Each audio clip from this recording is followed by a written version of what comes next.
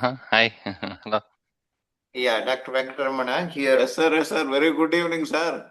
So Good I'm evening very to you. glad to Namaskara. see you, sir.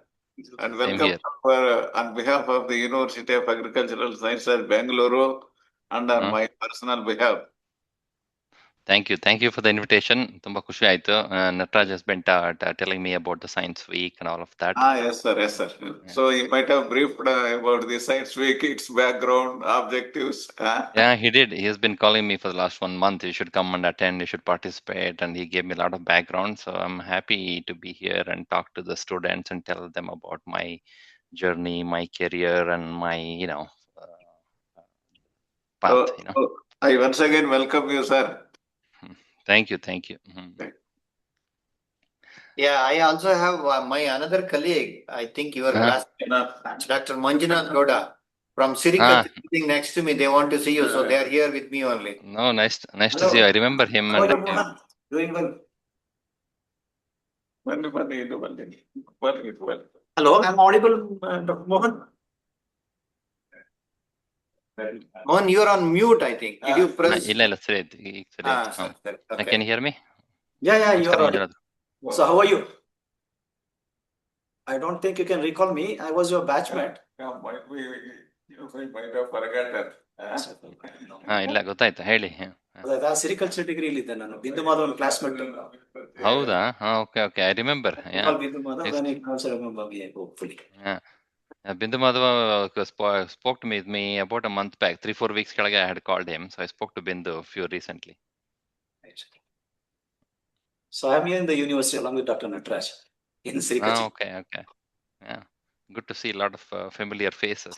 Yeah, that's fine. They're also very Nataraj, happy. let me try sharing the screen. Work ಆಗುತ್ತಾ ಅಂತ we can test. Yeah, shall we try? Yeah.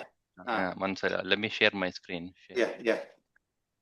Continue. Students are settling down, so we have another 10 minutes, no worries. Yeah.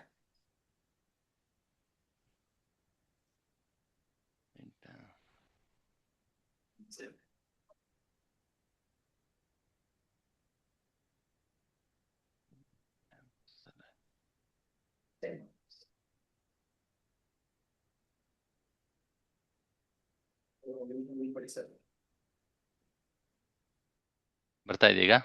Is it sharing the screen? Yeah, ಬರ್ತಾ ಇದೆ. Perfect. You can try slideshow.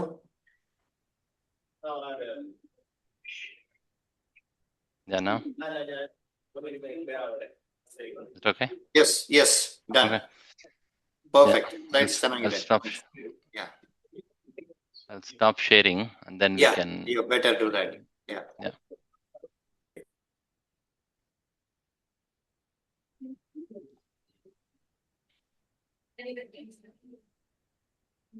I'm ready.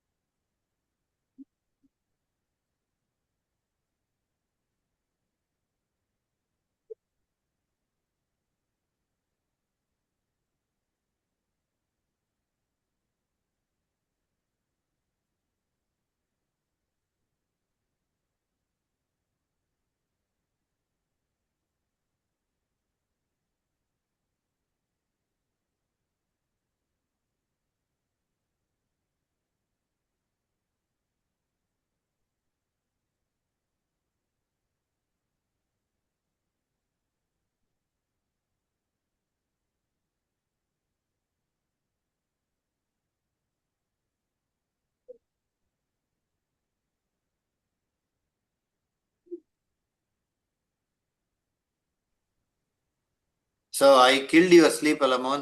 ಇವತ್ತು ನಿದ್ದೆ ಮಾಡೋಕ್ಕಾಗಲ್ಲ, ನಾಳೆ office ಇದೆ. You are on mute again. ಇಲ್ಲ, saying ಪರವಾಗಿಲ್ಲ. It's 11:50 now. I have a 9 o'clock meeting, and office is only 15-20 minutes from here, so I can get up at 7:30 at the thing and go. So it's not a problem. Very, very sorry. No, it is.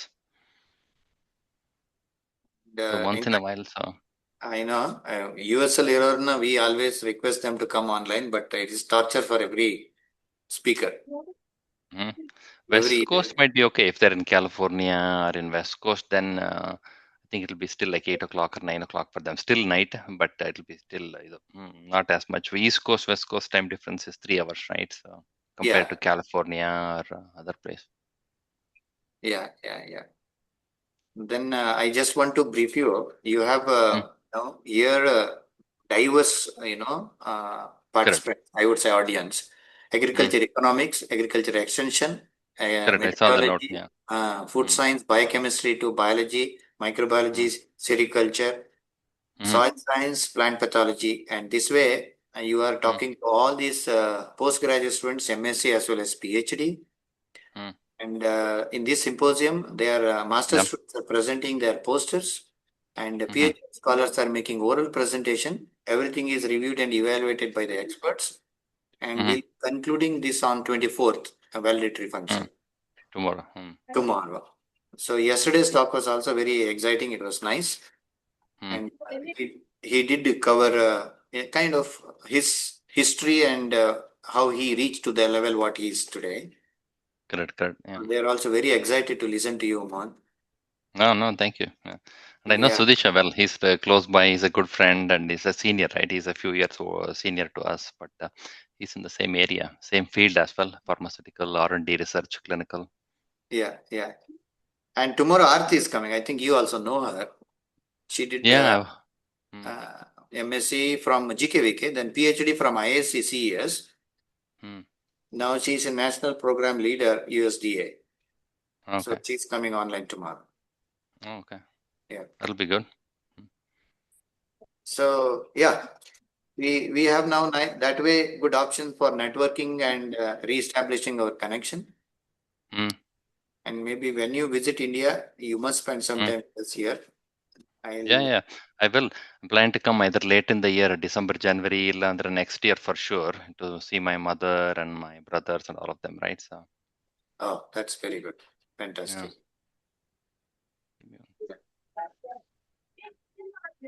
So this is the one you shared now, or? No, I didn't. I did not share anything. Okay.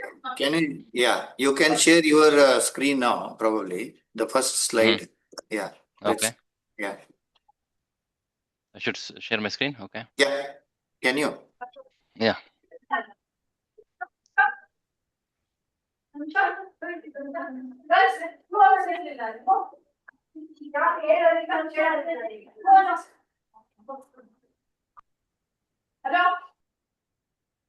I request all the participants to mute unless otherwise it's required. Request from the organizers, make sure that video as well as audio is off.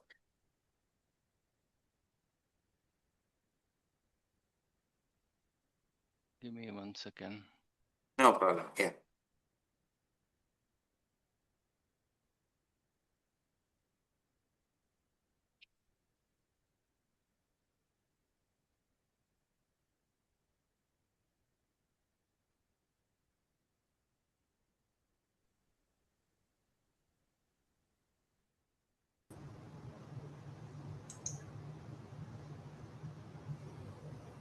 Okay. Can you see my screen now? Yeah, it's coming. Yes. Slideshow. Okay. I'm putting it on slideshow now. Yes. Perfect. Perfect. Okay. Yes. So I have a couple of minutes, then we'll start. Sure. And this meeting is now, in fact, organized kind of parallel session, I would say. Mm-hmm. And now I have everybody, all the participants are attending this conference from different halls. I see. 400 plus students put together and faculty, of course. Mm-hmm. So they are housed in North Block Auditorium. I think you know old BSH building. Correct. I know the BS. Yeah. Then we have a new convention center called Rajendra Prasad Convention Center.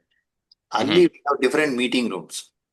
Ali Oh, meeting okay. one and conference room. That way we have 6 different places. Students are, housed and live streaming ಮಾಡ್ತಾ ಇದೀವಿ. So they are there. I see. So we That's a will lot get a question from different places. Probably we'll coordinate and discuss with you at the end of your talk. Yeah, that's fine. I think in half an hour I should be able to wrap it up and giving a good 10-15 minutes for question and answers or comments and discussion and so on. Perfect, Mohan. That would be nice. Yeah. So that way, I think it will be a tightly packed session, but let's see how it goes. Yeah. So I'll just check with others. Yeah. Everybody's ready? Dr. Benhar, shall we start?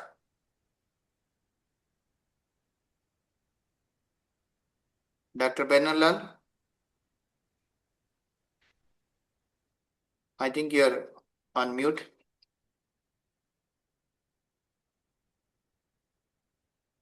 So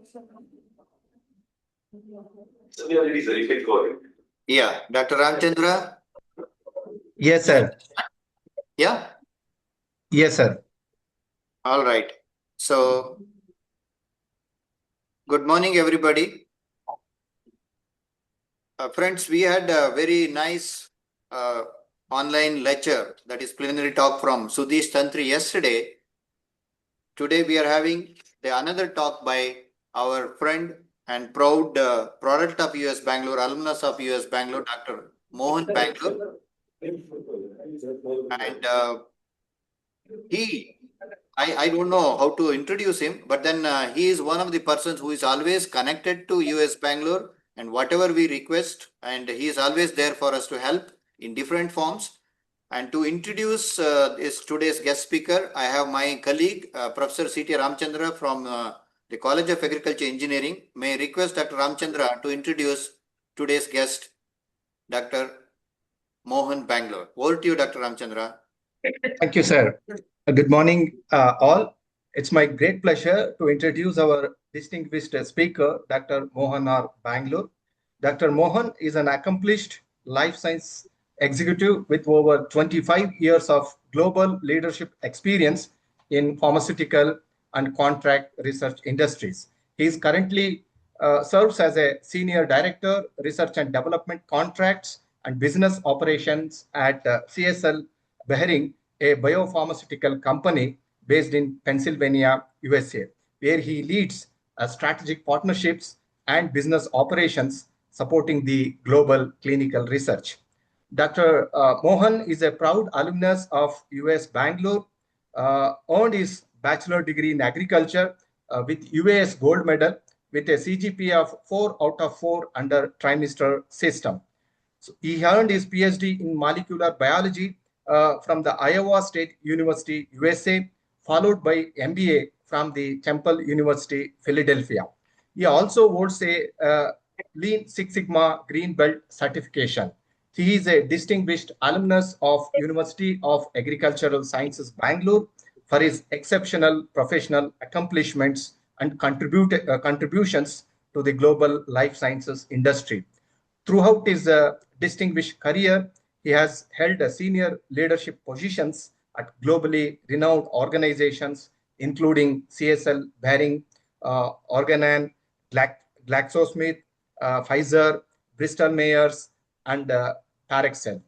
He has led a large international teams, managed multi-million-dollar R&D portfolios, and played a pivotal role in advancing the drug development through innovation, strategic partnerships, and operational excellence, which we believe is possible only for the alumnus of US Bangalore because of the exposure in diverse fields such as biology, social science, engineering, and management. Dr. Mohan contributions have been recognized throughout through numerous prestigious awards, including the recognition by PharmaWise and Pharmaceutical Executive magazines, multiple GSK R&D Gold, Silver, and Bronze awards, several Organon Inspire and Thrive recognition awards, and the Dean's Certificate of Excellence from the Temple University.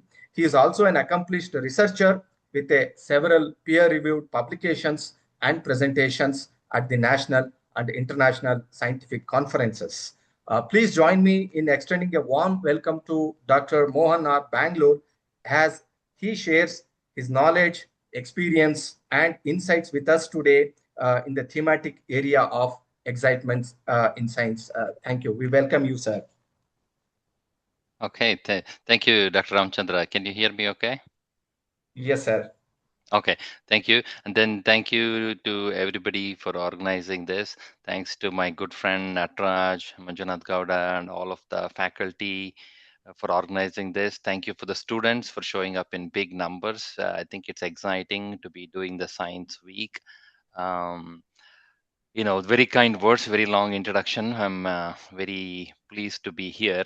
As introduced, I'm Mohan Bangalore. I've been in pharma for over 25 years. And, my last name is Bangalore. I'm from Bangalore. So, it's an interesting story. We can talk about it over lunch or coffee sometime. My original last name was Shastri and it got converted. I changed to Bangalore. I'm a proud Kannadiga and a proud US alumni, Bangalore alumnus. There are a couple of things that we want to do today. One is the title of my talk is Pursuing Scientific Passion, that all of you have, and how that can take you to exciting careers so that we can serve the society in some form or fashion. That's the title of my talk. You will see that in two parts. First part of the talk is my experiences, the education, the training, the background, the work experience that I got into. What were the decisions I had to make? There were decision points and decision tree. What did I do and how that could help you mold your career? The second part of the talk is what's in it for you. So, what does the industry look like, where are the jobs, what kind of skills are required and things. So you can look at this as a two-part talk. And then as Dr. Ramchandra, Natraj and many others said, the goal of my talk today or this lecture is to inspire 1, 2, 3 or maybe a handful of you, maybe more or more if possible, to pursue your scientific interest, to follow your dreams, to believe in yourself, right? That anything is possible. When I tell my parents and others in Bangalore and my uncles and others, they always say, "You studied agriculture. How were you a senior leader in pharma, and how did you become this?" So it's essentially that story, unfolding. So let me go to the next slide.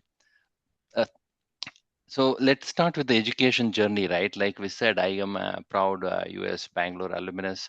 I got my BSc in agriculture science, and that was in my major was in plant breeding and genetics. I was equally interested and took several courses in crop physiology, pathology, and microbiology. A lot of credit to the professors who gave me a lot of inspiration and motivation to pursue my further studies, be it a master's or PhD.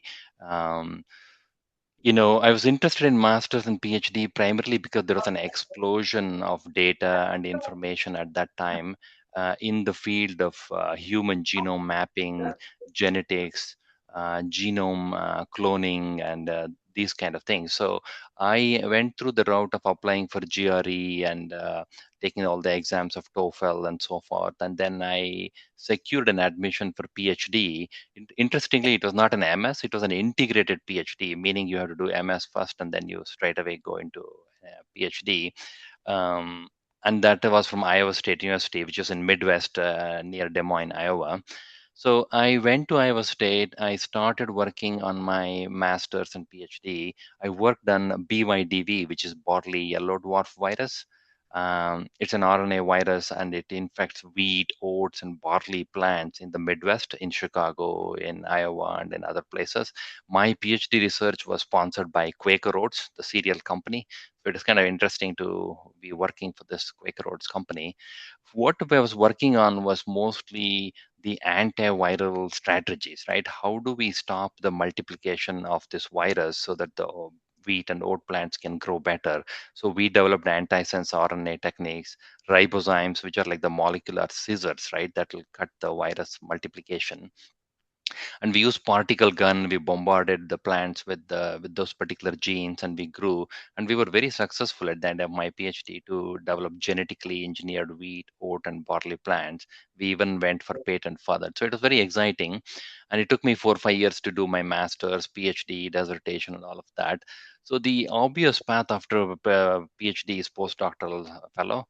So I looked at multiple opportunities for postdocs. And as you can see in the right-hand box, I made a very conscious decision to move from the plant field to the human virology. I'm a plant virologist. All I worked was on plant viruses. So the reason was there was a massive opportunity in the human virology field in the early 2000s. HIV was a very devastating disease, and then there was a lot of money and funding and research opportunities were all in HIV, hepatitis C, herpes simplex virus, and so on. So I came to University of Pennsylvania, which is in the East Coast, right in Philadelphia City, and I started working on latency and reactivation of herpes simplex virus. So this is the first time when I got to learn and work on transgenic mice, rabbit, or animal models, which was totally different than the plant field. And it was about a 2.5 year postdoctoral training that I did. And UPenn, as you probably know, it's an Ivy League campus, a lot of very distinguished professors, and a very good university. Um, at the end of this postdoc, or maybe even before that, I was looking at where do I go next, right? You know, there are two opportunities, right? One is to look for a biotech, pharmaceutical, or some sort of a company where you can do applied research, or you can continue in academia where you apply for the assistant professor or the academic sort of roles. I was somehow always interested in more on the applied research. There is no right or wrong answer here, but for me, I think all of the antiviral strategies, working in human virology, working on herpes, hepatitis, and all of this somehow got me motivated. And somewhere in there, it's also personal. Personal.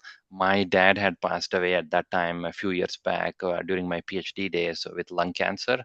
So I was always wondering and scratching my head, I get a PhD and then do what, right? How can I help cancer patient, or how can I help a diabetes patient or something, right? If there is anything I could do. So, I started applying and networking and interviewing. And so I was lucky enough to be able to join SmithKline Beecham as a senior scientist in Philadelphia to work on hepatitis C virus. It was a molecular virology lab. I was in detecting the negative strand RNA, and I was in the labs for about a year. But SmithKline was going through a lot of changes with the merger with Glaxo Wellcome to become this new company called GlaxoSmithKline. So after a year or so, all the virology you see in the second box, all the virology got moved to North Carolina, and then there's no more virology. GSK said, if you want a job, you have to move to clinical pharmacology. There are some openings for PhD level people. So that was a career decision for me. Do I stay in virology, because all I know is virology, right, from PhD, postdoc, and all of that. When I was at that decision tree, I spoke to my mentors, couple of senior people, and so on, and I decided, I should take this chance. I should move forward and go to clinical pharmacology, which is all about clinical trials, right? Like phase 1 studies, phase 2. And I was given the opportunity to lead the clinical pharmacology. It is a GLP lab, good lab practice. And it was to develop biomarker assays, PK, PD, pharmacokinetics, pharmacodynamic markers for phase 1, phase 2 clinical trials.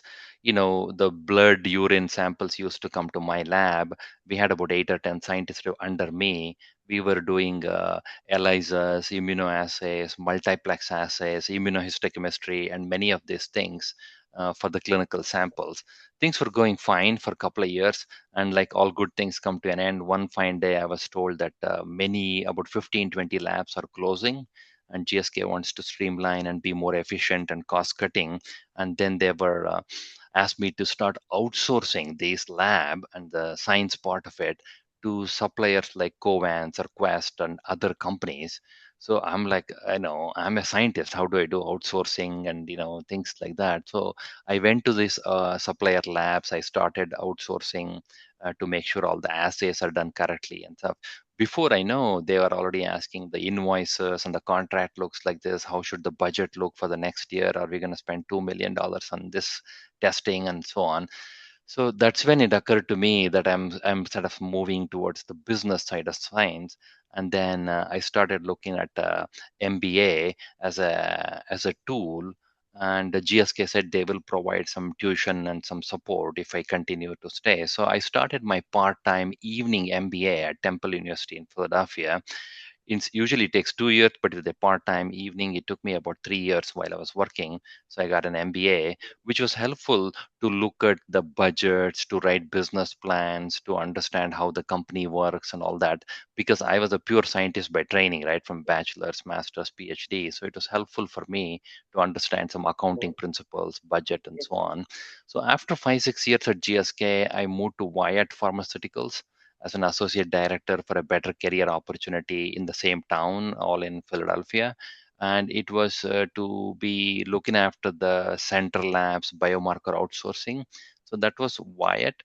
And then when you look at the middle phase of my career, the next decade or so, I was with Wyatt for a year, and then they offered me an opportunity to say, "Hey, will you go to India and set up all of our clinical medical operations in Bangalore?" That's in partnership for a huge multi-million dollar collaboration with Accenture. Initially, I said no, thank you, but then they convinced me that they will get me back, and you know. It's a good opportunity, which it turned out to be. And again, I say this story because the functions that they were trying to set up in India were all new to me. Again, I was a scientist and so on, right? But they were asking biostatistics, data management, medical writing, statistics, and statistical programming, pharmacovigilance, which is patient safety. These are the kind of the functions that they wanted to offshore from US to India, and they were all done by Accenture employees. So I moved in finally at 2007 or 8, and it turned out to be a fantastic opportunity. One of the best things I've ever done. I moved there with with my wife, my twin daughters and son, so with all of them. I learned a lot of new things, and we built what is called ICRC, India Clinical Research Center, and about 200 plus people we were recruited through Accenture, and we did all this.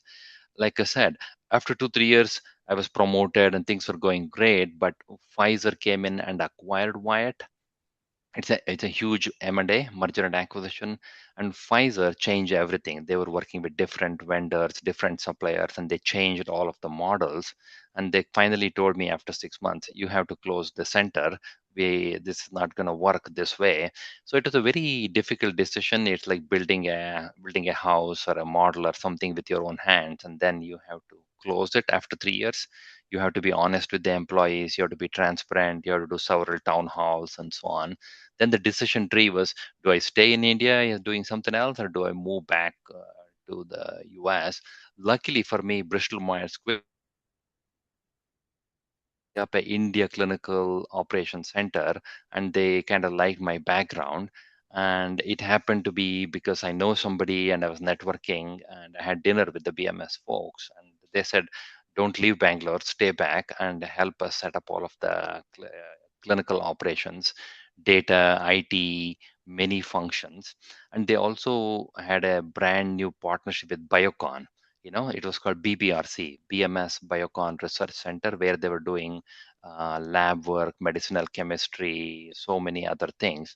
So I stayed there. So I was in Bangalore for about 5 years, 2007 to 2012 or 13. Then I finally moved back to the US.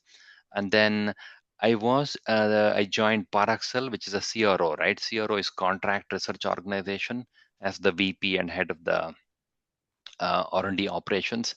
I managed over 1,000 people. Some of them were in Hyderabad, some of them in Bangalore. I started the Bangalore office of Paraxel, where there is over 2,000 people there.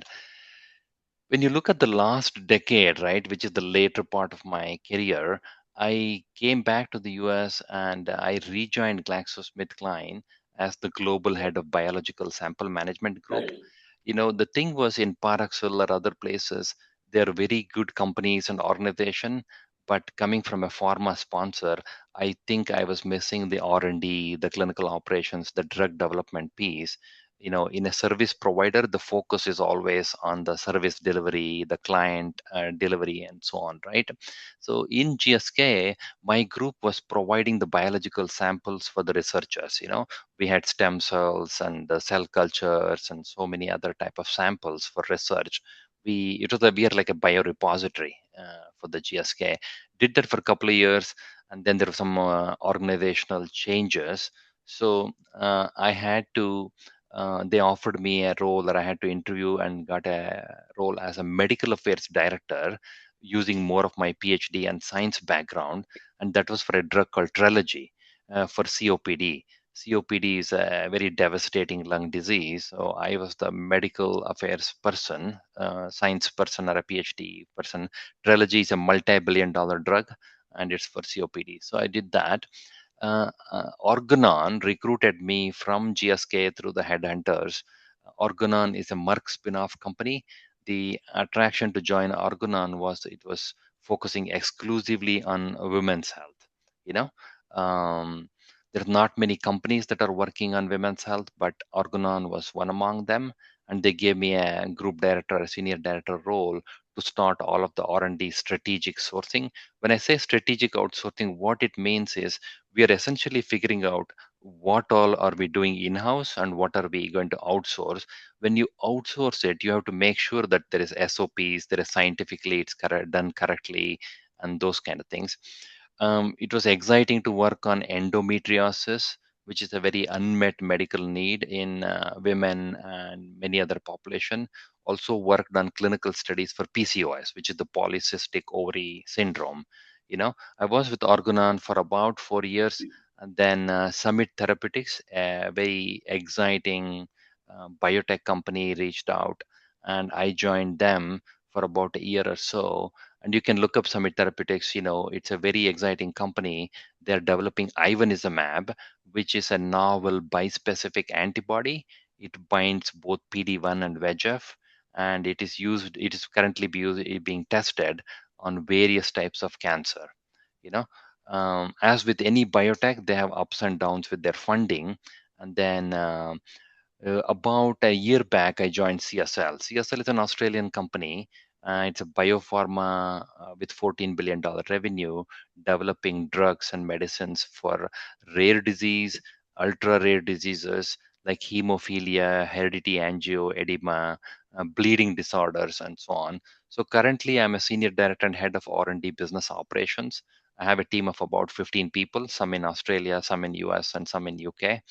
And that's a part of the career, right? So if you look at that, this slide shows the career evolution. Coming from US Bangalore, I was focused on plant biology, virology, molecular biology.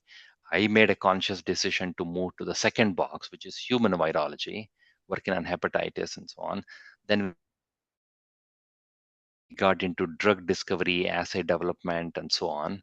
When I moved to Wyatt, I was doing biomarker labs and so on. When they sent me to India, I had to manage all of the clinical operations, which is medical writing, statistics, data entry, data management, and all of that. So I did also a China assignment when I was in GlaxoSmithKline. So the last decade or so has been more on the strategy for the company, the leadership, setting up different groups, people management and project management, and so on. So I tell this story with a good intention of to see how the careers change, how they evolve. There is no one single linear line, right? This is how you should go.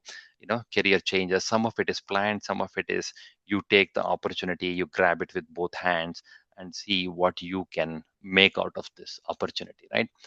So now I kind of move to the second part of the talk, right? So what's in it for you, the people in the room? You guys are graduating with a master's or a PhD and so on. So if you're doing a master's, obviously you can look at PhD and others. If you're the PhD, you can look at postdoc. If you look at in the middle, you can look for jobs. There's a distinction between academic institutions and industry. So it depends on what your interest is. according to me, it also depends on your personality. If you're extrovert, if you like working with people, and if you enjoy working in teamwork and so forth, industry is a right choice. If you are extremely talented with your hands in the lab, and then you can look for the academic positions as well. There are jobs in the institutions as well, right? In hospitals, not for profit institutions, and so on. And after your graduation, if you think you want to switch or you want to do something different, you can also do certification programs, right? Like project management, Six Sigma, lean, productivity, and so on. You can learn statistics or SAS programming. You can get into clinical research, data analytics, and all that. But you just need some sort of a training program or a certification. And then, I want to show this article from many years ago. This is about the clinical research. I think you heard Sudish talk yesterday. He's a good friend and colleague of mine. There are multiple opportunities in life sciences. It's just that when we are in Bangalore, or when we are doing agriculture, sericulture, horticulture, whatever, right? Engineering, soil science, we don't know where this will take us. As long as you have a good foundation, right, you can go anywhere you want to be, right? So if you look at clinical research as an example, on the left hand side, you'll see there are jobs or opportunities in CROs, pharma companies. You can start off with a master's as a clinical research associate, right? CRA. And then you can be a clinical team leader.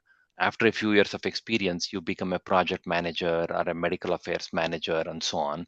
If you have a sense for quality, you can be in QA, QC, quality assurance, quality control. And gradually, after 5-10 years of experience, you become an associate director of certain projects. Then you move into director, senior director, executive director, and so on. That's all in the CRO pharma.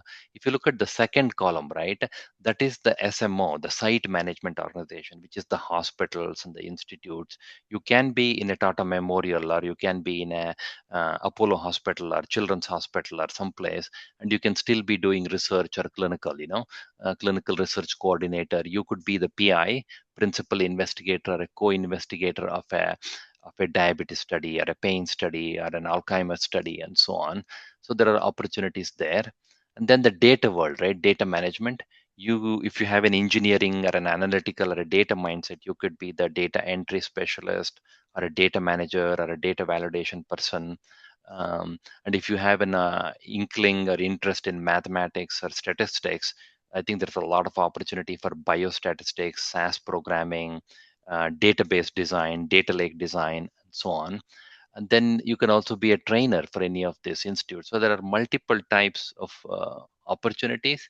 And if you go to the next slide, right, this article does a nice job of putting the jobs into 4 or 5 different pipelines or arms, right? They call it P1. I think this is the scientific or the medical arm. So if you look at pipeline 1, let's say you have a PhD, right? Or you have a master's, or maybe even an MBBS or whatever, then you can become a medical advisor. You can be a medical writer who writes the clinical protocol or the publications, and so on. So that is the scientific arm, right? And again, there you need first couple of years experience, and then after 5 years, 10 years, you kind of move to senior roles. The second track is management track. This could be a master's or anybody. And if you look here, you can be a project manager or a project lead, and this could be in the clinical trial operations, and so on, right? So this is a little bit management driven, and you end up becoming the head or director of medical operations, clinical operations, business operations, and so on. The third one is for people with more analytical mindset, right? Let's say you have an engineering degree or a mathematics or a programming. You could be the database designer for the whole clinical trial, which has 5,000 patients or things like that. You could be a validation executive. So with experience, you become a statistician, SAS programmer, or Python, and so on. Ultimately, after 5, 10, 15 years, you become the head of the department or head of data management. The fourth one is the support arm. You have an interest in life sciences, you have done something, but your actual passion is people, right? You are in sales, marketing, you understand the economics well. Then you can get into business development. You could be in HR, you could be in training, and those kind of things. The last one, according to this article, is investigators, right? You are purely study focused, you are a study coordinator, and with the experience, you can become an investigator for the study. You can be a PI or a co-PI for this study. So I just give this as a framework. So I think it's still a good, you know, so all well and good. So once you get all this, who will hire us, right? What's the situation looks like? I just want to give a feel for the employers. In Bangalore itself, there are a lot of pharma companies. Of course, Bangalore, Hyderabad are the hotspot, right? I worked for GSK, and GSK has a huge office in Bangalore. AstraZeneca is the same. In Bangalore, we have Eli Lilly with the more than 2,000 people, and I have a lot of good friends there. Novartis has a big office in Hyderabad. Bristol Myers Squibb has a partnership with Biocon. They're still hiring science graduates there. So that's pharma. And then you have biotechs. Regeneron has an office in Bangalore now. And Amgen started a huge GCC, Global Capability Center in Hyderabad. They're going to hire hundreds of people in Hyderabad in the coming months. There are a lot of startup companies. Again, I'm picking Bangalore because you guys are in Bangalore. There are companies in Hyderabad and in Chennai, Mumbai as well. And I think we should not forget the CROs. There are a lot of good opportunities with IQVIA.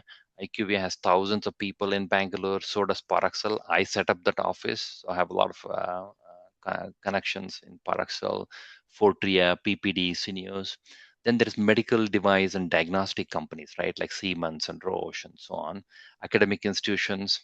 There's not-for-profit organizations, consulting companies, as well as the government opportunities, right? So there are opportunities. It depends on where you like to work with. So then the question is, where do you start, right? You have a good master's or a PhD from US, Bangalore. I think there are two things, right? One is you can have an academic oriented CV, curriculum vitae, which people have, and it's a little bit more detailed with all your poster presentations and science and article. If you're looking for an industry job, you should have a 1-page, 2-page so-called resume rather than a big 5-page CV, right? A simple 1 or 2-page, have a clear objective at the top, and use the appropriate keywords, use action words like I developed this, I implemented this, kind of thing, and show some numbers and metrics wherever possible that you have done. You have 10 publications, you did 5 projects, and you have done this number of things, and have it reviewed by an industry professional, a friend or a colleague or mentor who's been successful in the industry. Let them critique it and do that. I do a lot of this. I see a lot of resumes. I help people, and this is my part-time free job. And then once you're ready with your resume, and let's say, how do you start getting ready for interviewing, right? You should look at the job description. What is the job asking for, and kind of reflect for a day or two on what are your strengths and how do you fit in. Then secondly, research the company, the interviewer, the department as much as you can. The more preparation, the better. And then, get ready with some common interview questions, right? There are multiple things available in the internet, and I'm happy to share it with the students as well. Right from we ask examples of, give me an example of a project that failed. Why did it fail? What did you learn? Give examples of teamwork. Why should we hire you? These are some of the common questions. And then rehearse, right? Do the mock interview or the practice interview in front of the mirror, and be ready with your answers. And then have a couple of questions or comments towards the end for the panel or for the interviewer. So there are separate topics like this, but I'm kind of introducing some of this to you about interviewing. And then the next one is, when we are interviewing, what is the employer looking for? What am I looking for if I am hiring any of you? Let's start with the scientific technical. Is this person sound in his science? Is he, whether it's an engineering graduate or a soil science or an MBA or an economics, do they know their science or the technology? The second one is communicate. A lot of people fail in communicating and articulating well. They struggle to communicate, and that doesn't come well for global multinational companies. There will be things on teamwork, project management, because everything is driven by cost and time and funding, right? So you will be manage the projects well. And then the people skill, right? You have to work with multiple teams, interpersonal skills and so on. in the industry, it's important to have an eye for detail, whether it's a contract or a budget or a science or a lab. So these are some of the key skills that we are looking for. If you find that there are gaps, I need to improve upon something, you should look at how do you get better, right? It might be by training and development. Look at LinkedIn courses, there's Coursera courses, online virtual classes. Look at some mentoring and coaching, reach out to somebody through a friend or through a professor or through a neighbor and say, hey, can you help me, can you guide me or mentor me for the next 2-3 months. You can look for volunteering experience. You don't have to get paid, but you can do an internship. You can do job sharing or shadowing. You can go to a hospital or a company and say, I want to learn something. And then, like I said, there are a lot of training programs now on clinical research, data analytics, and so on.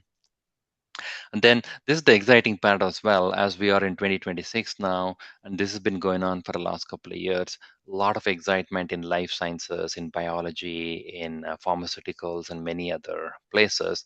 We are moving towards computer-aided drug design. Genomics, proteomics, and this bioinformatics area has been significantly growing over the last 5 to 10 years. Now that we have massive computing power and so on. The third one there is AI. Artificial intelligence is everywhere, right? From drug discovery to telecommunication to finance and chip design. And, everybody talks about cloud and agentic AI and things like that.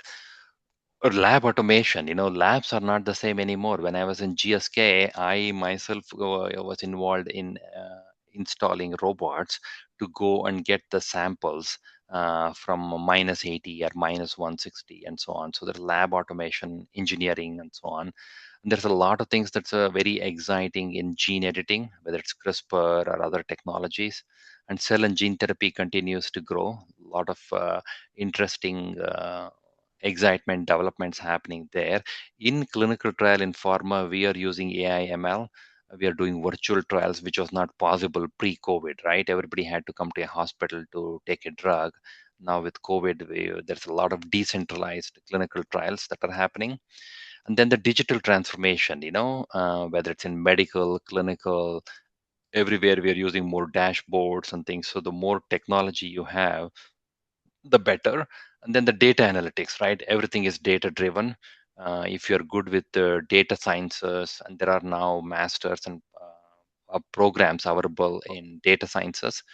So there's a lot of interesting things, but these are the sort of the vision for 2030, right? In 4 years' time, this is where this is what everybody will be moving towards. And this is my last slide, and then we can open it up for questions. My 2 cents or my advice to you all will be that follow your passion, follow what you are interested in.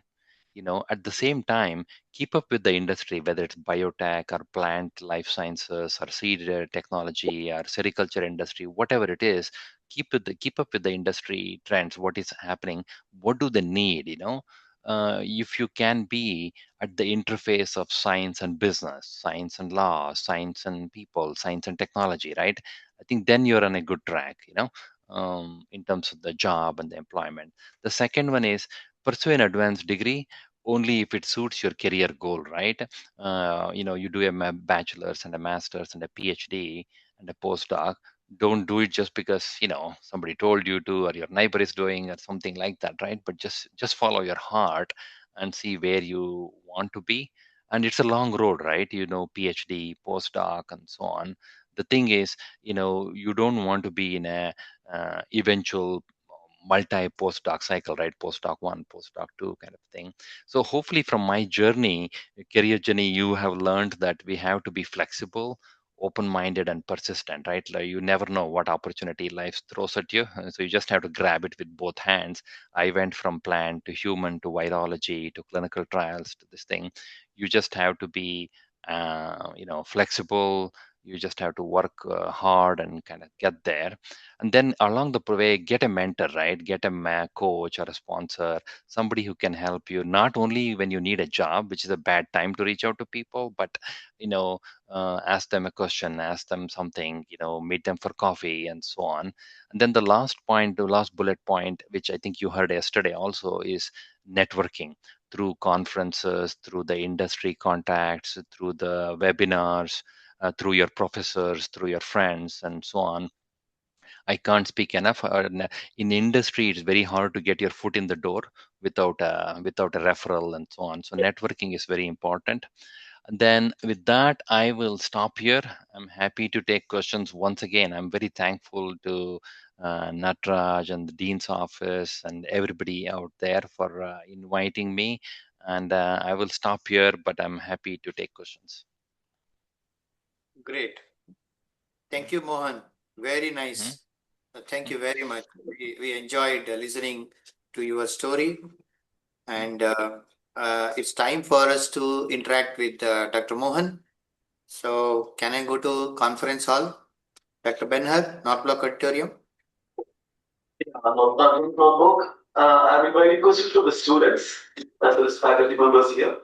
Yeah. Or you can go to this recording and ask the question, please.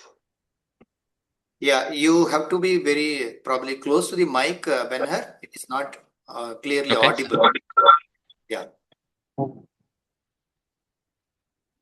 Go ahead. Yes, sir. Please hold on.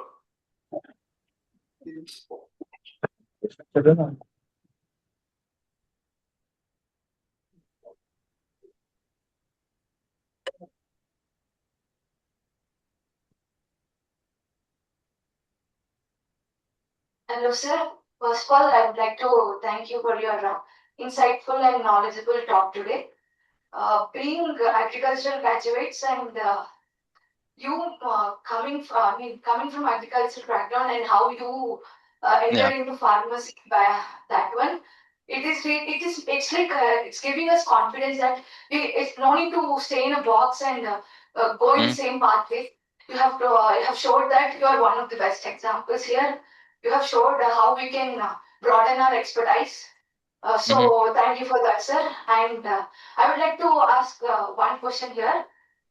Since you have already gone through the challenges from coming from agricultural background to pharma, what kind of difficulties and challenges we will face?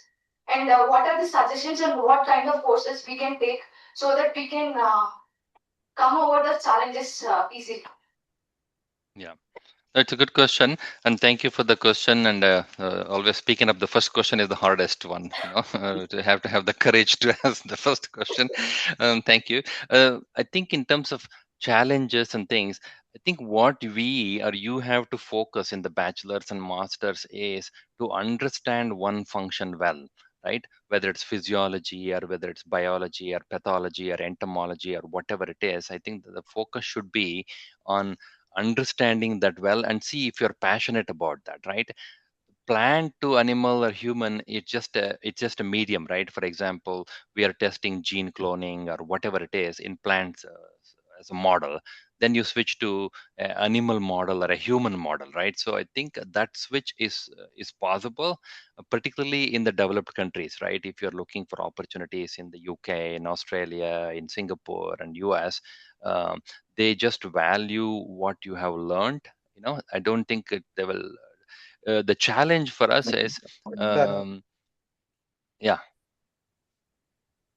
challenge for us is to be flexible and to be following where the opportunities are, right? If you absolutely like plant sciences and biology, we should stay there.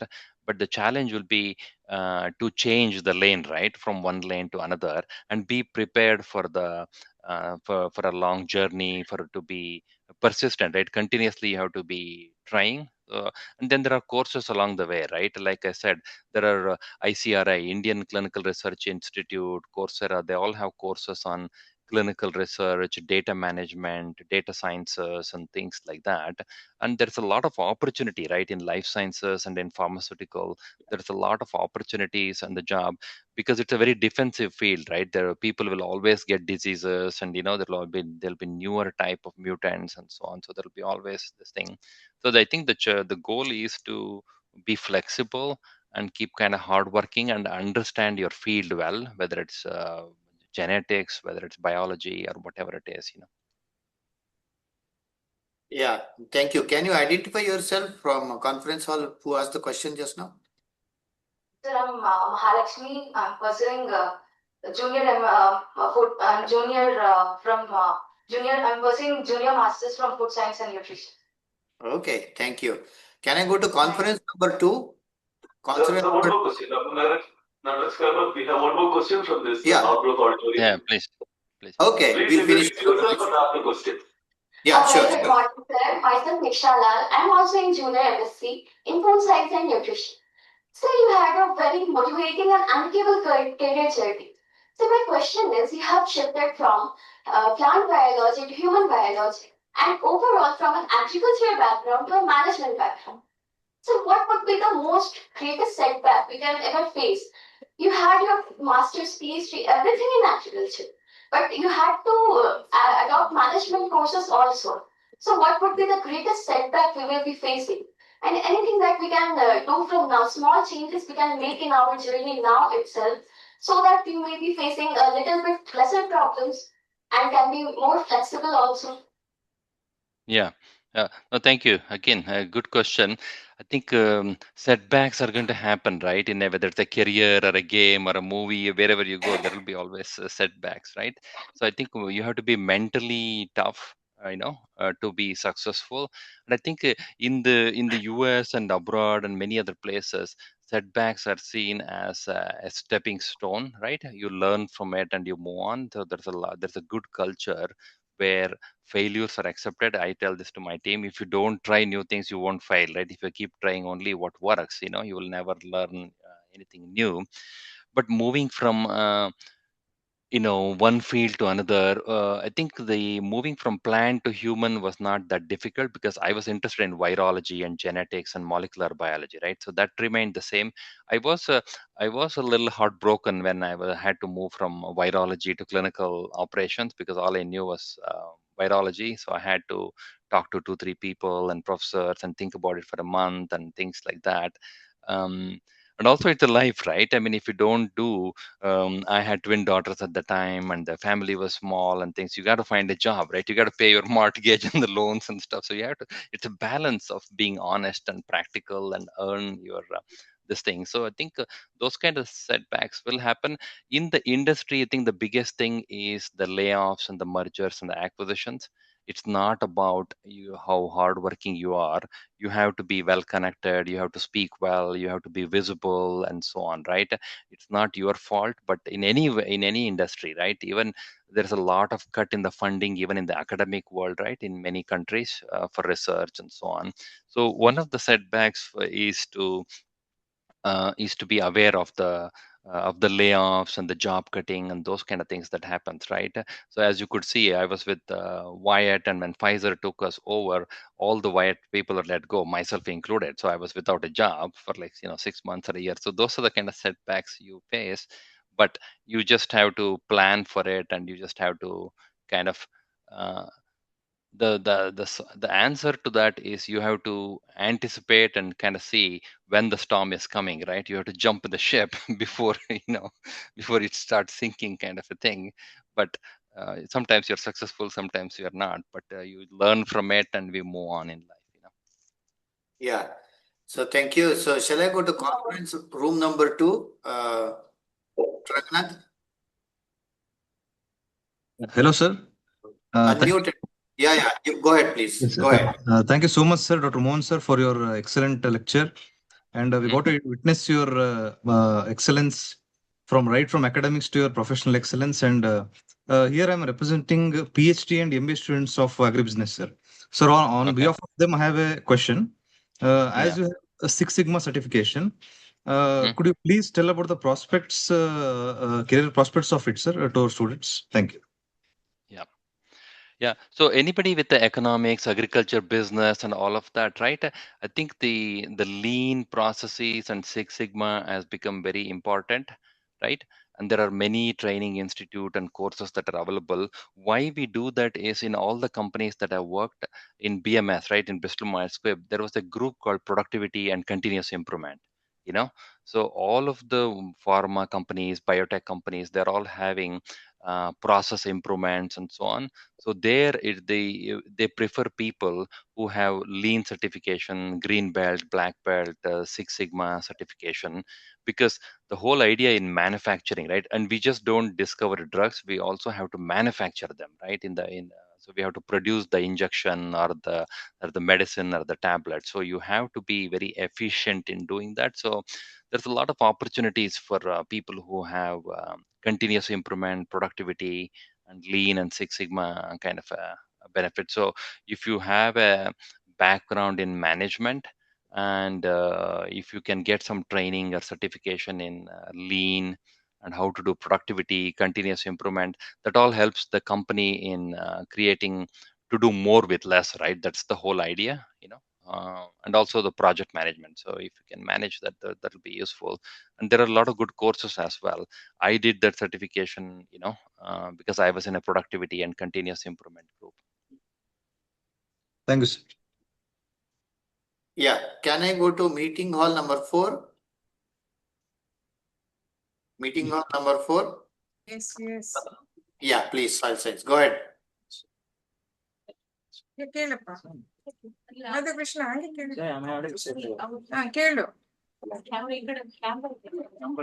Yeah, please introduce yourself and talk. Yeah, go ahead. Am I audible, sir? Yeah, we can. You can hear. So myself, I'm Krishna, first year PhD soil science student. So firstly, I want to congratulate and appreciate you, sir. Being an agriculture graduate, you instead of doing research and instead of being in academics, you went for a pharma department. So, sir, so 70% to 80% of the antibiotics and the 30 to 40% of the generic medicines what we use today, it's having origin from soil science, from the soil science. So, being a soil science student, instead of being in our department, how can we explore this for developing or discovering antibiotics? And so as a soil science student, I'm so much interested in this forensic science. So how can I get opportunities to enter this pharma, and how can all the soil science students can enter in this pharma? Okay. Yeah, that's a good question. I mean, whether it is a soil science or plant pathology or biology, one is to become more knowledgeable and gain expertise in your area, so that soil science it will give you a good foundation, right, through your master's or your PhD. And then you have to start interacting with the industry folks, whether it's in generic manufacturing, whether it's a Ready Labs or Cipla or Lupin, and so many other opportunities are there, right? So you start interacting with the people there, and and you might have to take a course in what does clinical trials mean, how does manufacturing work, and those kind of things, right? So you have to somehow segue, right? You are at an intersection of a crossroad, right? You are coming in one straight road of plants of soil sciences, right? So somehow you have to take a right turn or a left turn to get into the industry, right? So that is where you have to do some sort of a course, training course, either in clinical research or in manufacturing, that will help you to get into the antibiotic space or into generics manufacturing and those kind of things. But all it takes is to get a good basic degree, in sciences, whether it's soil science or whether it's economics or whatever it is, and then slowly start diversifying. The question is, what can you do to diversify, right? It could be a certification, it could be MBA, it could be Lean or Six Sigma. I think the main thing is to figure out whether you want to be in academics or whether you want to be in industry. And then you start taking courses that will help you get into that direction. Thank you, sir. Yeah, thank you. So, one more question, Sindhu. yeah, please go ahead. Please go ahead. Quick. Yeah. Good morning, sir. Firstly, I congratulate and thank you for your wonderful lecture. After hearing your best lecture, I thought that you have shifted from agriculture to a farmer company. Yeah. So if I want to do as I'm a PhD student now in the Department of Soil Science, if I want to do the postdoc even under your guidance in the pharma industry, can it be possible to do postdoc under your guidance? Is there any chance or the opportunity? I mean, that's for once you finish your PhD in the soil science of the group, if you're interested in the industry, then you should start looking for postdoc in a company or in an institute which has applied research, right? And that can help you to get into industry.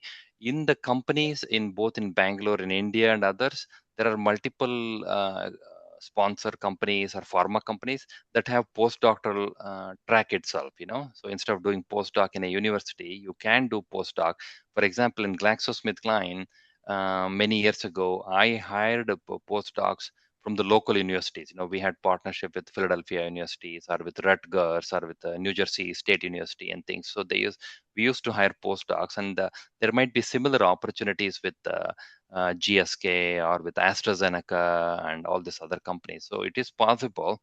It's just that it's a little harder, to get your foot in the door. You have to know the right people, you have to do the networking, and you have to work through an employee referral and those kind of things. But it is definitely possible. And doing an internship or a publication with an industry. So when I was with University of Pennsylvania, I was working with a professor in SmithKline Beecham, and we had a joint publication. So he liked my background, and he's the one who invited me to come join the company, right? So you have to have that. You can. The answer is it's possible to do postdoctoral training. You just have to find the right opportunity to with the right company. Okay, sir. Thank you so much, sir. Yeah, you're welcome. Thank you. So I have a question here given to me by my colleague. How much attention is given for agriculture and related fields in US? Why did you move from agriculture, such a brilliant scientist, to pharma? We lost agriculture scientists is the question. Yeah, again, a good question.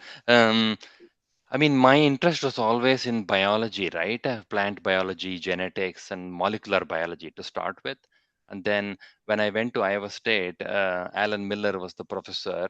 And I don't know, many of you know, I worked alongside Dinesh. Professor Dinesh Kumar was in the same lab. Yeah. And then my neighboring lab had another brilliant person from US, which was Dr. Mamta Mahadevappa, Professor Mahadevappa's daughter. So we were all together. So I grew up in that space, right? Then, like I said, I moved from plant virology to human virology, mainly because all the funding was there. When you look at the opportunity, Gates Foundation, everybody was working on HIV and so on. Then some of it is very preconceived and planned, right? In the east coast of US, New Jersey, New York is where all the pharma companies are. And like I said, there are two things. One is my personality. I figured out there's something to be said about self-awareness, right? You have to be self-aware. Like, okay, what am I good at, right? What are my strengths? I figured out that I'm really good at people skills, communication. I'm an extroverted person. I might not be a good lab rat in the long run. So I figured out that I'm better in the industry. That's one. And then secondly, I was fascinated with the applied research, right? When I was in UPenn, I used to take transgenic mice models and I used to inject them with herpes simplex virus and see the mice die of virus. We extract them, we give them a novel drug and see what happens to the mice. So I was kind of blown away. We can do the same thing. I did the same thing in plants, right? I saw the wheat and oat plants dying, and we gave them, we bombarded with genetically engineered, and I could see the plants doing well. Now I see the transgenic mice doing well. Then if I want to do that in patients, the only way is to do it in pharma, right? Where we do phase 1, phase 2 clinical trials. And I think, like I said, somewhere in there, my personal situation also had an impact, which we all have, right? We all have family members who are impacted by asthma or cancer or something. My dad struggled in Bangalore with lung cancer for many years, and ultimately he passed away. So that had an impact in a sense that if I'm doing all this research, it should be useful and helpful to the patients, right? And there are so many dreadful diseases. So and it's very satisfying, right? For example, in the GSK, I worked on breast cancer. We developed a drug called Tykerb, lapatinib, which is a dual tyrosine kinase inhibitor. So Tykerb is today in the market. Lapatinib, you can search it, and it's many breast cancer women are taking the drug. I designed a lot of the biomarkers and assays, and my lab tested a lot of samples for that. So it's a very satisfying thing, right? Nobody can take that away from you, whether you retire or whether you this thing. The fact that you have worked and helped patients in the medical field, I think that was the motivation to kind of move from plant to human to pharma. Yeah, thank you. That's a good long answer, but we would like to listen more because some feel we lost brilliant scientists would have contributed to agriculture field. That's the feeling of some of my colleagues. Well, I see. so many other issues. Yes. Yeah. Yeah, Mohan, you are a good friend of mine, but we just want to know how much USB helped you to grow to the level what you are right now. What is the Yeah. role of USB in your career growth is the question. Yeah, yeah. No, I think US Bangalore played a significant role in shaping the future of what I was doing. I was there 30 years ago in the early 90s, 35 years ago is when I was there. And I was doing well. And as was told, I was the gold medalist in our batch and with 7 gold medals and so on. So I'm like, what do I do with all this, right? Like, where do I go from here? So I had a lot of good professors. So we have to carry it forward, right? Whether it's you or me, we have to help the next generation of students to get motivated in soil science or plant pathology or pharmacy or biology. We can't force everybody to do the same thing. So like I said in my opening, when I was in the third year or maybe my fourth year of bachelor's, I think Nataraj remembers this. I went to Professor Uday Kumar so many times, and say, "Can you help me? Like, I don't know what I'm trying to do." But so Professor Uday Kumar gave me some guidance. He introduced me to some people, read about this, and he, for one, did not force me. He never told me that you should do only crop physiology. Even though he was in physiology, he never told me you should do this. Like, Mohan, what are you interested in? I said, like, genetics, genomics, molecular. Oh, like, go for it, kind of a thing. And then, like I said, there was Professor Mahadevappa, there was Dr. Kulkarni, Shailaja, ma'am, Shashidhar, so many of them, right? Dr. Vishwanath in microbiology. There are so many people. They also, not only did they encourage me, but they also gave me very good recommendation letters saying that he's not only a gold medalist, but also a very bright student. You should take him for the master's or PhD. So it had a very good, strong foundation that I got from my bachelor's. And then I also got interested in genetics, right? Plant breeding and genetics. My minor was like physiology, but those were a couple of areas that I got interested in. So it was a very strong foundation. Had I not pursued that, then I would have been doing something else, right? The fact that it gave me the interest in genetics was the starting point of all of this success.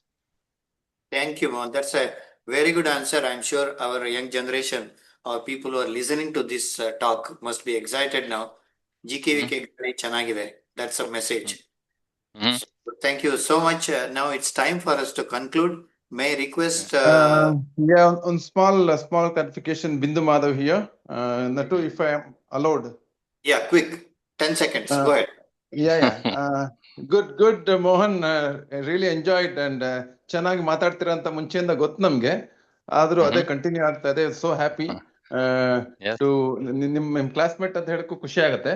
Anyway, the couple of things, your the graduate and the life at GKVK and your association with the friends and also that, and other that teachers. But probably how that motivated that also, did you give any, credit to that, the association with the friends and also that the ambience you got at GKVK and also with the senior, the professors and also your interaction with the teachers there? And how did that help you when you pursue further TS? Yeah, no, thank you, Bindu Madhav. Appreciate it. Like I said, I'm a proud Kannadiga and happy to talk to other people and help them with anything. When I was studying, there are a lot of folks in my batch and others who are trying to think about how to do the future studies, right? Further studies, whether it's in IASC or whether it's in some other institute in Delhi, or where can we pursue? So there's a few classmates of mine, and many of them, some of them you already know, and they've already either spoken to you, whether it's Kiran Kumar or Arun from economics or others who are all trying to pursue some sort of a master's degree. And many of us left the campus in 1992 or 93, to start pursuing higher education. So I think having a good friend circle, having good colleagues definitely helps. It's of the same wavelength, right? You can talk about what you want to do, what is the correct options, and do you have friends or contacts there? So I think it plays a crucial role, for your success. Having a good set of well-wishers, friends, and colleagues is really important. Yeah, thank you, Mohan. Since we Thank have you. very limited time, I think it is midnight. You know, you have some other meeting tomorrow. It's time for us to conclude.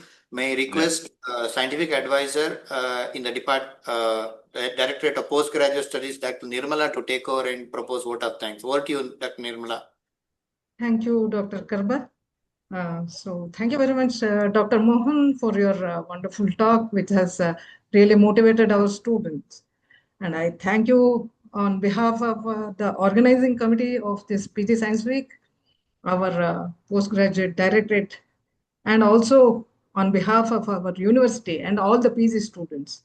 I thank you once again. And probably ನಿಮ್ಮನ್ನ ಈ ಆಟ್ ಟೈಮಲ್ಲಿ disturb ಮಾಡಿದ್ದೀವಿ, ಧೈರ್ಯವಾಗಿ, ಯಾಕೆಂದ್ರೆ ನೀವು ನಮ್ಮವರು ನಂಬಿಕೆ ಇಟ್ಕೊಂಡು, and it has really, it was a wonderful talk. Thank you very much. Thanks to you. ನೀವೆಲ್ಲ ಎಷ್ಟೊತ್ತ ಬಂದು ಇದು ಮಾಡಿದಕ್ಕೆ Nataraj and so many others have told. So I'm happy to do it. Like I said, I'm happy to send the slides or the PDF file to you guys, and you can take a look. And if anybody is interested in ಏನಾದ್ರು ಮಾತಾಡಬೇಕು, if they need any career advice or if they need to understand about the industry, I'm always happy to talk. It could be some other forum as well. It could be informal with just 10 students or 10 faculty or 5 people. It doesn't have to be 300 people, but I'm always there. And when I'm in Bangalore next time, Bartini Kandita, I will meet you guys and we can have lunch or coffee and talk further. And I have multiple topics. I give this talk about careers in pharma. And there are so many other topics, so I'm happy to come and present anytime. Thank you very much, sir. Please do visit our directorate. Thank you. Will do. Will Bartini Kandita. Yeah. Thank you. Thank you. Thank you, guys. Mohan. You Thank can you. log Yeah, out and sleep. I'll bother you tomorrow. Yeah, that's fine. Thank Good you. night. Thanks. Bye. Bye. Good night. Cheers. Good night. Good night.